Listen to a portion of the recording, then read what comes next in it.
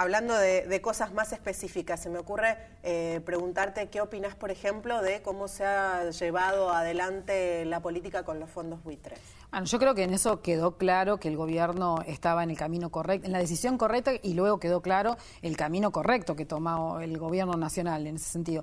Vos acordate cuando recién el gobierno nacional, cuando conocemos el fallo de la Corte que no aceptaba tomar el caso y queda en firme el fallo de Griesa, el gobierno nacional dice no vamos a pagar, sí queremos negociar en igualdad de condiciones, en buenas condiciones. Esto, bueno, no se fue dando y los meses que pasaron demostraron que había otros que después se incorporaron y que Griesa les dio el ok para que ingresen a un proceso similar y que hoy lo que deberíamos pagar se multiplica. Entonces uno necesita negociar con el 100% de los acreedores, que es lo que estaba pidiendo el ministro Axel Kicillof, ¿sí? Negociar con el 100% de los acreedores. Así que en ese sentido me parece que fueron muy visionarios en ese momento cuando llegan a esa decisión y hoy queda demostrado que efectivamente tenían razón. ¿Te preocupa la inflación? Siempre, la verdad que hace 200 años, hace 50 años si se quiere, muchos países en el mundo tenían inflación y de alguna forma todos los países fueron tacleando el tema de la inflación y a nosotros nos parece como un tema esquivo, ¿sí? Y creo que sí tenemos que resolverlo. Me parece demagógico cuando algunos salen a decir que lo van a resolver en muy poquititos días, pero sí es un tema que nosotros necesitamos resolverlo, pero con una mirada de mediano y largo plazo, ¿sí? No podemos resolverlo solo con medidas concretas, cortoplacistas, sino que tenemos que pensar en esta estructura productiva que tiene Argentina, que es la que nos genera estos desequilibrios y estas pujas entre rentabilidades que generan distorsión en los precios. Creo que nosotros tenemos que ingresar en una etapa en donde haya más inversión y que esta inversión sea la que termine equilibrando el nivel de precios en Argentina y lo mismo el tema del tipo de cambio.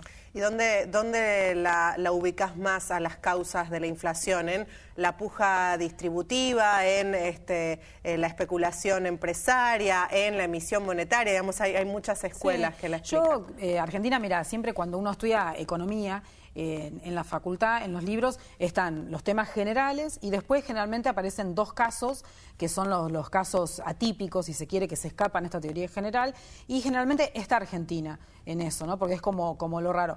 Entiendo que, lo que nosotros entendemos es que Argentina tiene una estructura productiva desequilibrada o asimétrica y que ahí están las causas. Por eso yo insisto con que muchos de los gobiernos de Argentina, los gobiernos peronistas, siempre trataron de fomentar la industria nacional, el complejizar las cadenas productivas, que cada eslabón de una cadena sea cada vez más complejo, ¿sí? Y que eso logre retener empleo, generar más empleo, mejorar los salarios a nivel interno del país.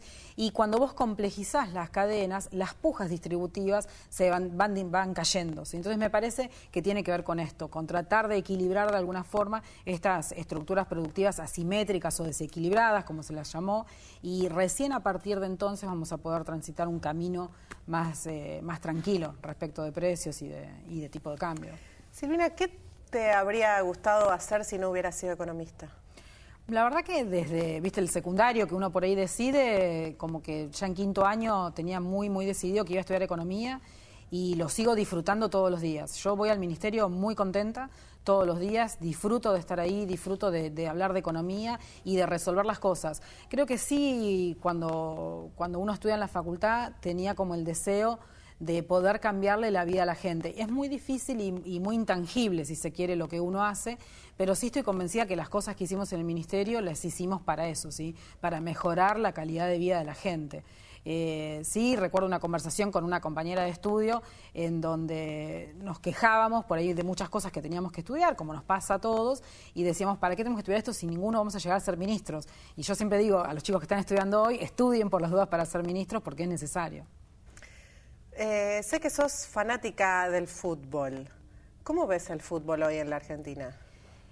Lo mezclo, si querés, con política, en el sentido de que si en política vos no tenés un buen equipo, es muy difícil implementar esas políticas públicas de mediano, largo plazo, políticas de Estado que estamos necesitando hoy en Argentina.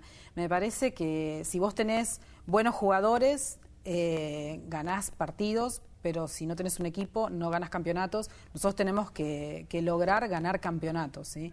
Y por eso yo siempre trato de vincular el fútbol con ¿Boca con o la gestión. Argentina? Nosotros somos un buen equipo en el Ministerio de Economía. Boca espero que ande mejor. ¿Cómo es Daniel Scioli en el trato con sus colaboradores?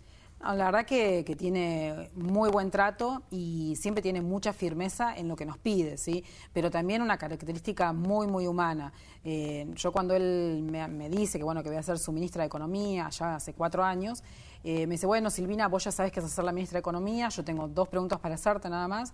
¿Cómo te sentís y qué necesitas? Por supuesto, después vinieron las demandas, los retos también, por supuesto. Ah, sí, ¿por qué te retó? No me acuerdo por qué, pero sí recuerdo que estaba muy enojado y no levantó la voz, no me dijo ni una mala palabra, pero sí me pegó un reto impresionante con algo que había hecho. No recuerdo bien por qué, pero sí como que él tiene muy claro a dónde tenemos que ir, nos marca continuamente la agenda de todos nosotros y también confía mucho en todo lo que hacemos, ¿sí? Confía mucho, escucha mucho todo lo que nosotros tenemos para proponerle, para contarle cómo están las cosas. Bueno, en particular en estos días, respecto de Grecia, yo soy descendiente de griegos, tengo familiares en Grecia, sí. Entonces también hablando mucho respecto de la economía griega. Pero es una persona que escucha mucho y tiene mucha firmeza en las decisiones que toma, le gusta mucho el diálogo, pero una vez que el diálogo ve que no conduce a nada, toma la decisión de lo que él cree que hay que hacer, que es lo que nos pasó con el revalúo en la provincia de Buenos Aires. Y nosotros estuvimos 3, 4 años discutiendo de cómo deberíamos hacer un revalúo y de por qué la necesidad de hacer un revalúo, y cuando vio que no lo podíamos lograr sacar por consenso, decide enviar la ley a la legislatura con el costo que tuvo en ese momento, ¿no? De tener en un mes acampado la mesa de enlace en la legislatura. Ahora, ¿por qué crees que a veces cuesta que desde afuera se lo vea tan firme como vos lo describís? No sé, quizás porque no cuenta tampoco cómo es el trato que tiene con nosotros, ¿no? Pero yo creo que uno, más que decir es hacer, y digo, si uno ve las acciones que el gobernador fue tomando, fueron acciones concretas que siempre fueron en beneficio de la gente, en aumentar el bienestar de la gente, y me parece que eso es lo importante.